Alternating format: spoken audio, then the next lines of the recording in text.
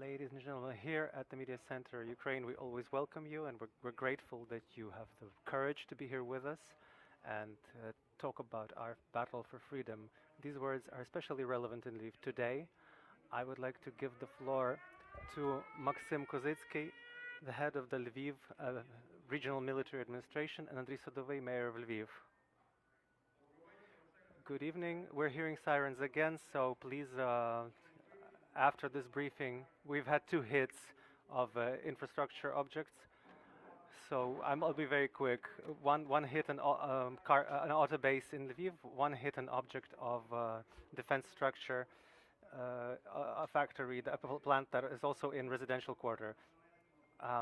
There have been 2 strikes on each, 2 hits of each. 5 people so far after the first have turned for medical assistance. We've had no deaths, no victims, no casualties.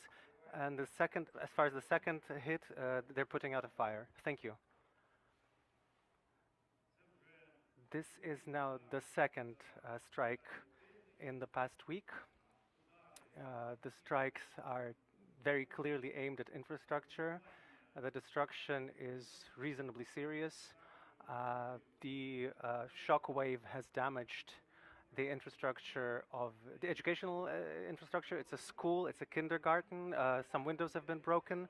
The only good thing is that we have no casualties, but really we do have people who have been hurt. I think that with today's strikes, the aggressor wants to say hello to President Biden, who is currently in Poland. And Lviv is, of course, only 70 kilometers from the Polish border. So I think the world has to understand, it has to be clear to everyone that the threat is very, very serious. Nobody knows the following plans, the subsequent plans. All of the cities are in a very difficult situation at the moment. So, God willing, there will be as few casualties as possible. And the more weapons we get, the sooner the anti-air systems arrive in our country, the sooner our victory will come. Glory to Ukraine. We will take a few very quick questions. Microphone, please. Could you please tell us, what do you think about international media that show the picture of the airstrikes live, particularly CNN and BBC are doing this?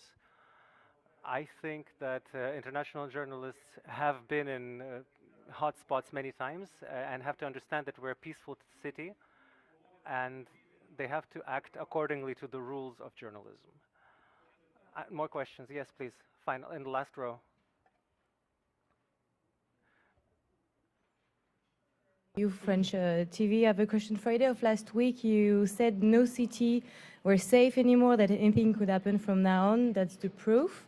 So are you going to strengthen, reinforce the security policy, and if yes, how so?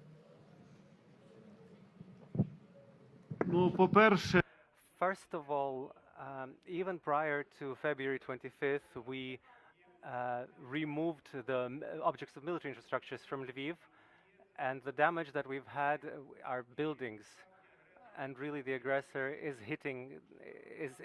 aiming at civilians, at our objects. So the level of security is as high as it can be in our city at the moment. The same goes for the region. But again, I have to stress, we don't know what the following objectives and goals, targets of Russian rockets are. The rockets that have been sent from Sevastopol today, dispatched from Sevastopol, and which have hit many targets, not only in Lviv, but also in other objects in the country. We're all in the same boat.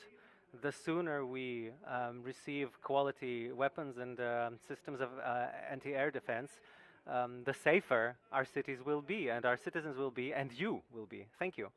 Last question, please. Thank you. With us were Maksym Kozytskyy, head of the Lviv Military Administration, and Andriy Sadovyi, mayor of Lviv. Major request, please go to the shelter right now, because we don't know what the target is. Your health, your security is a priority. Please go to the shelters. Thank you.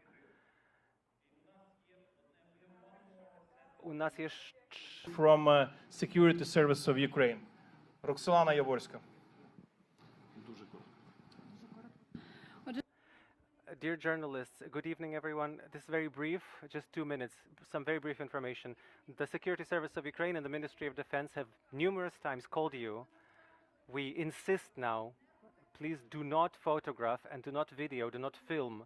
We do have peaceful civilians. People might die from your publications and your live air. You're serving as fire correctors for the enemy. Please stop this in order to forestall the civilian casualties, because this information might be covered by the 114th article of our criminal code as espionage, or for Ukrainian journalists as state treason. This gives information to the enemy. Please do not transmit what was damaged.